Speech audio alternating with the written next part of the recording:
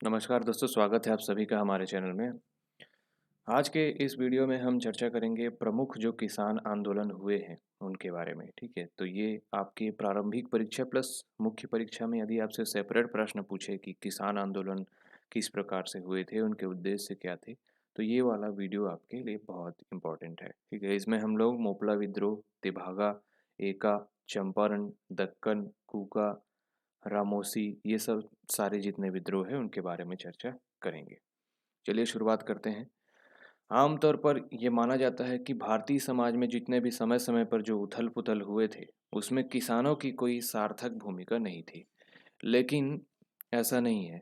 भारत के जो स्वाधीनता आंदोलन है, उसमें जिन लोगों ने शीर्ष स्तर पर अपनी उपस्थिति दर्ज कराई है, उसमें आदिवासी थे, जनजाति थे और किसान थे। ये तीनों लोगों का जो है बहुत ही इम्पोर्टेंट योगदान इसमें रहा है। आदिवासी, जनजाति एवं किसान। स्वतंत्रता से पहले किसानों ने अपनी जो मांग है, उनके समर्थन में जो आंदोलन किए थे, उसमें गांधी जी के प्रभाव के कारण जो है हिंसा और बर्बादी से भरे नहीं रहते थे। लेकिन स्वतंत्रता के बाद जो किसानों ने जो आंदोलन किए, उसमें हिंसा और राजनीति से ये ज़्यादा प्रेरित थे। तो ये स्वतंत्रता से पहले और बाद का जो सिनेरियो है वो है। ठीक है, देश में नील पैदा करने वाले जो किसान हैं, उनका आंदोलन हुआ, पावना विद्रोह हुआ, तेभागा आंदोलन हुआ, चंपारण का सत्याग्रह हुआ, बारदोली में जो आंदोलन हुए थे, वो ये सब आंदोलन हुए। इन आंदोलनों का जो नेतृत्व था, ये महात्मा गांधी ने, वल्लभ भाई पटेल जैसे नेताओं ने इसमें किया नेतृत्व। और आम तौर पर जो है ये आंदोलन, उनके विद्रोह की जो शुरुआत हुई थी 1859 से हुई थी। लेकिन अंग्रेज़ों की नीतियों में सबसे ज़्यादा जो दुष्प्रभाव हुआ, वो किसानों को हुआ। इसलिए आज़ादी के पहले भी जो नीति थे, इन्होंने किसानों की जो आंदोलन है, उसकी नींव डाली। मतलब ये कह रहा है कि कुल मिलाकर किसान आंदोलन का मेन मतलब कारण यही था कि जो अंग्रेज़ों का जो जितना भी नीति रहता था, वो आम जनता से तो दुष्प्रभाव पड़ता ही था उन लोगों को, लेकिन जो किसान थे, उनको भी इसका सबसे ज़्यादा प्रभाव पड़ता था। नेक्स्ट है हमारा सन 1857 के असफल विद्रोह के बाद विरोध का जो मोर्चा है, वो किसानों ने ही संभाला था। इसके पहले मतलब 1857 में जो विद्रोह हुआ, उसमें अलग अलग जगह से अलग अलग नेतृत्व किया गया, तितर बितर तरीके से। इसमें समग्र नेतृत्व नहीं था। उसके बाद के विद्रोह में किसानों ने इसको संभाल लिया, क्योंकि अंग्रेज़ों और देसी रियासतों के सबसे बड़े आंदोलन जो है, उनके शोषण से ही उपजे थे। अंग्रेजी जो शासन था वो, और जो देसी रियासत था वो। यहाँ जितने भी विद्रोह हुए थे, सारे जो जो हुए थे वो किसानों के शोषण से हुए थे। वास्तव में जितने भी किसान आंदोलन हुए हैं, उनमें अधिकांश आंदोलन जो है अंग्रेजों के खिलाफ थे। उस समय के जितने भी समाचार पत्र पत्रिकाएं थी, वो किसानों के जो शोषण होने वाले थे, जितने भी होते थे, उन सारे शोषण का जो है उसमें प्रभाव रहता था, उसमें उसका वर्णन किया जाता था। और इस प्रकार से पत्र पत्रिकाओं ने भी इस सारी चीज़ों को जो है बल प्रदान किया, आंदोलनों को और आगे बढ़ाया। पहला आंदोलन सबसे पहले है दक्कन का विद्रोह जो है, ये एक दो स्थानों तक सीमित नहीं था, ये पूरे देश के विभिन्न क्षेत्रों में ये जो है हुआ था। इसका जो मेन सेंटर पॉइंट था जहाँ आग लगी थी, वो था महाराष्ट्र का पूना एवं अहमदनगर जिला। वहाँ पर गुजराती और मारवाड़ी साहूकार होते थे। ये साहूकार जो है सारे हथकंडे अपना करके जो किसान होते थे, उनको हर प्रकार से उनका शोषण करते थे। दिसंबर 1874 में सूदखोर एक था कालूराम, और इसने किसान बाबा साहेब देशमुख का जो है उसके घर और जमीन जायदाद का जो है नीलामी के लिए एक आदेश पारित करवा लिया हाई कोर्ट से। ठीक है, मतलब एक कोई भी अदालत है, उससे इन्होंने जो है इसके घर का नीलाम करने के लिए जो है एक ऐसा सर्टिफिकेट प्राप्त कर लिया। इसके बाद ये तात्कालिक कारण था जिस पर जो है किसानों ने साहूकारों के जो विरुद्ध है वो आंदोलन प्रारंभ कर दिया। और इन साहूकारों के विरुद्ध आंदोलन की जो शुरुआत हुई थी 1874 में हुई थी। सिरूर तालुका के करडाह नामक के गांव से हुई थी। तो ये दक्कन का विद्रोह था। उत्तर प्रदेश में किसान आंदोलन हम देखते हैं तो होम रूल लीग के जो कार्यकर्ता हैं उनके प्रयास से तथा मदन मोहन मालवीय के दिशा निर्देशों के परिणाम स्वरूप सन 1918 में उत्तर प्रदेश में एक किसान सभा का गठन हुआ। ठीक। 1919 के अंतिम दिनों में किसानों का संगठित विद्रोह जो है खुल करके सामने आया और इस संगठन को जवाहरलाल नेहरू ने अपने सहयोग से शक्ति प्रदान की। उत्तर प्रदेश के हरदोई, बहराइच एवं सीतापुर जिलों में लगान में वृद्धि एवं उपज के रूप में लगान में वसूली को लेकर के अवध के किसानों ने एका आंदोलन भी चलाया था। तो एका आंदोलन जो है वहीं का है, उत्तर प्रदेश का है। ठीक। अब आते हैं मोपला विद्रोह। केरल के मालाबार क्षेत्र में मोपला किसानों के द्वारा 1920 में विद्रोह किया गया। ठीक है। प्रारंभ में ये विद्रोह जो है अंग्रेजी हुकूमत के खिलाफ था, लेकिन बाद में ये जो है सांप्रदायिक रूप ले लेता है। इसमें जो समर्थन किया गया था इसमें वो महात्मा गांधी, शौकत अली, मौलाना अबुल कलाम आज़ाद जैसे कई नेता थे जिन्होंने इस आंदोलन का समर्थन किया। इसका मुख्य नेता अली मुसलियार था और इसमें बता रहा हूँ मैं कि ये हिंदू मुस्लिमों के बीच जो है ये आंदोलन सांप्रदायिक रूप ले लेता है और शीघ्र ही इस आंदोलन को कुचल दिया जाता है। इसके बाद आता है कूका आंदोलन। कूका जो आंदोलन है वो पंजाब वाले क्षेत्र में होता है। ठीक है। इसका सबसे मेन संस्थापक है भगत जवाहर मल। कृषि संबंधी समस्या जितने भी थे उनके खिलाफ जो है अंग्रेज सरकारों से लड़ने के लिए एक संगठन बनाया इन्होंने कूका नाम का। और फिर 1872 में इनके शिष्य बाबा राम सिंह ने इस इसको आगे बढ़ाया और अंग्रेजों से कड़ाई से सामना किया और कालांतर में इनको कैद करके रंगून भेज दिया और 1885 में इनकी मृत्यु हो गई। तो इस प्रकार से ये आंदोलन जो है समाप्त हो गया। तो ये कूका आंदोलन है पंजाब में।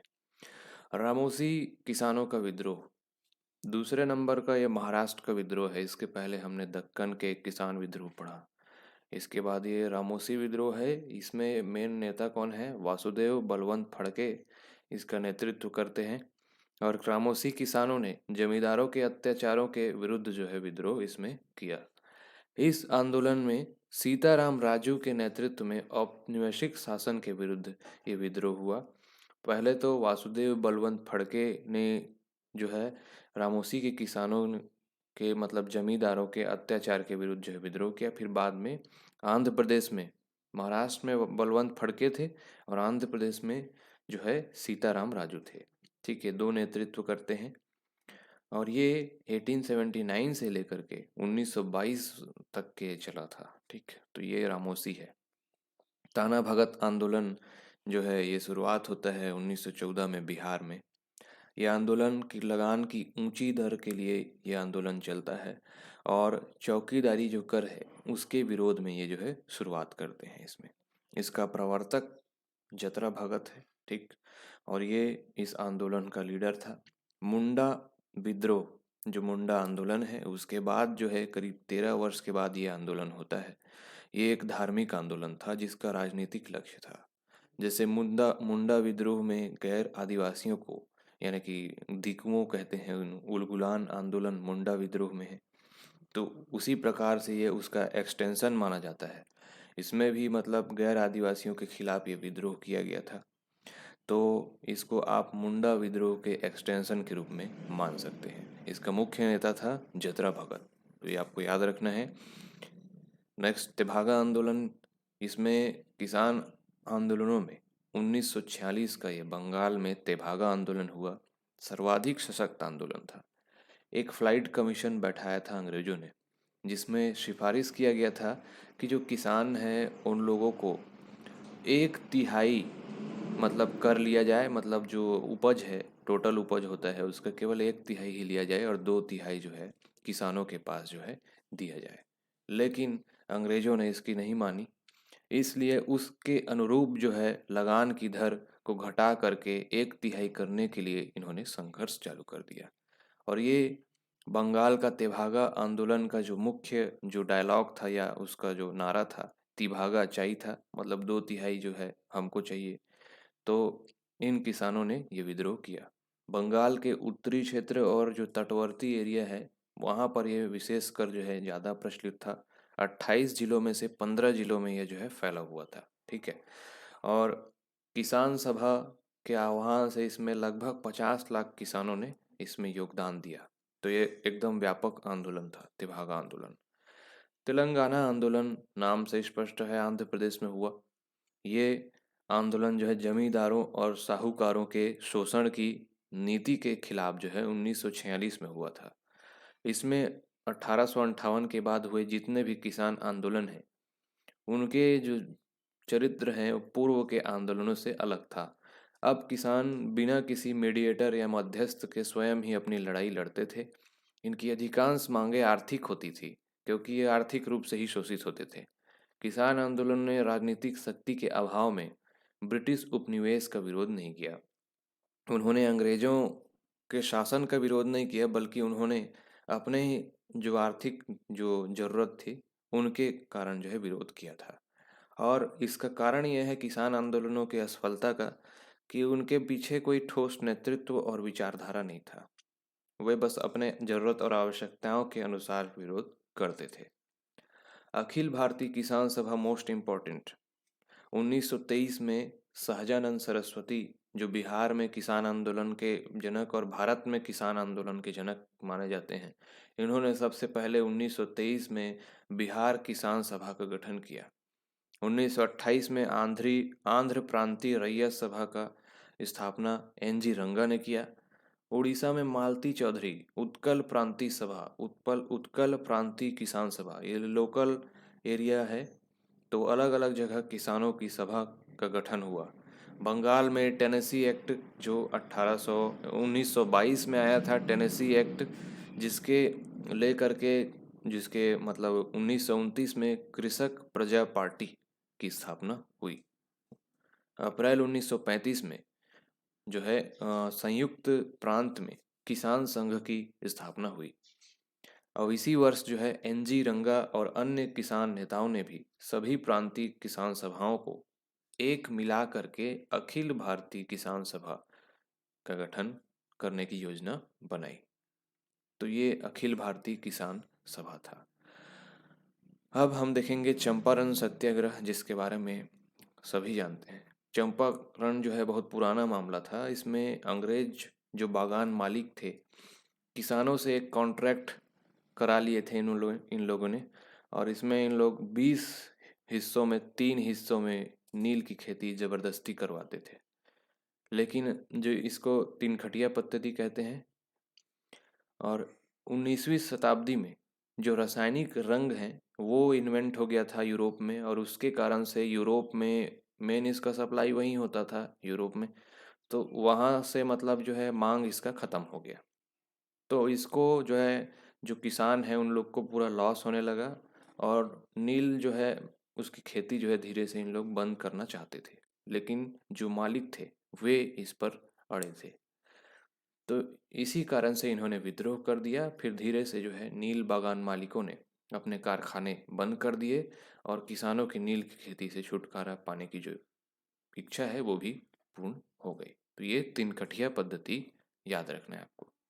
खेड़ा सत्याग्रह, तो इसमें भी मतलब जो चंपारण है इसमें मूल मेन नेतृत्व जो है गांधी जी ने किया था राजकुमार शुक्ल के बुलावे पर, ठीक है। तो ये मेन पॉइंट है, उसको आपको याद रखना है।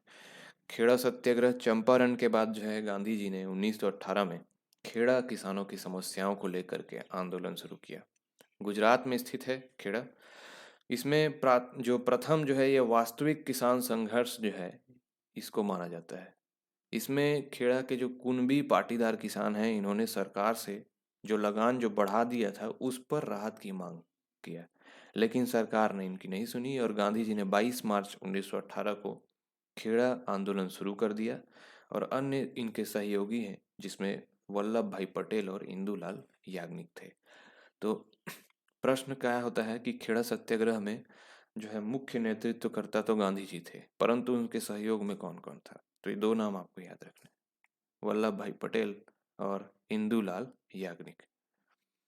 तो ये था आज का कंप्लीट जो किसान विद्रोह है उसके बारे में हमने देखा।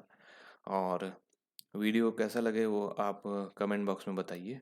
साथ ही हमारा जो कोर्स है वो हमारे एंड्रॉयड ऐप पर अवेलेबल है, जिसको डाउनलोड करके आप सारे कोर्स का डेमो देख सकते हैं और मेरे इस वीडियो लेक्चर का पीडीएफ भी आप यहाँ से डाउनलोड कर सकते हैं।